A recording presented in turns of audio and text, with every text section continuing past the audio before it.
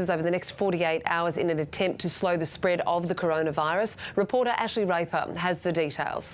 The Premier of New South Wales, Gladys Berejiklian, has just released a statement informing us that basically New South Wales will go into shutdown mode over the next 48 hours. So non-essential businesses like cafes, restaurants, they will all be forced to close over the next 48 hours. Supermarkets and pharmacies will be exempt because they're considered essential. So will delivery and freight and those kind of businesses. Now, we're not sure exactly what will be deemed essential and non-essential, but it is a big announcement from the New South Wales government today. And the language is also interesting because Gladys Berejiklian is not waiting for the National Cabinet meeting tonight where premiers and chief ministers meet with the Prime Minister. That she said in this statement that she is informing the National Cabinet that this is happening. And we understand as well that the Victorian Premier, Daniel Andrews, will also make a similar announcement to the National Cabinet. So we see now states are going their own way, making decisions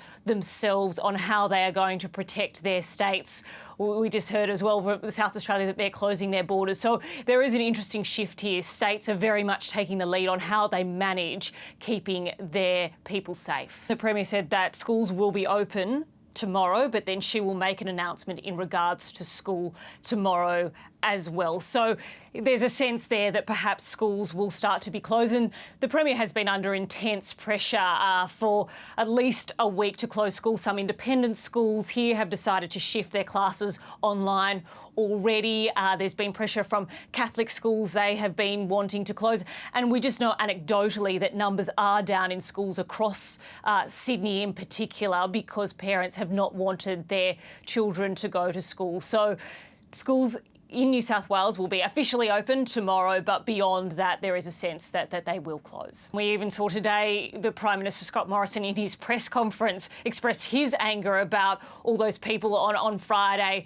going to Bondi Beach. And we have seen beach closures since then, and even Manly Beach, another very popular beach here in Sydney, has just announced it's closed because it didn't stay within the new limits that were announced by the New South Wales government, that there had to be less than 500 people on the beach. So it seems like that it was a wake-up call, as the Prime Minister put it, to premiers and especially the Premier here, Gladys Berejiklian, that people aren't taking the message seriously. I think you can just see on social media and just talking to people that people are still going out to pubs and cafes, and that message is not cutting through about social distancing. So it seems that there's now going with extreme measures to make sure that the spread of this disease does not continue, because we have seen in the past 24 hours 97 new cases here in New South Wales, and part of that were also backpackers in the Bondi area, which goes to that scenes that we saw at Bondi Beach, that people really did need to keep their distance because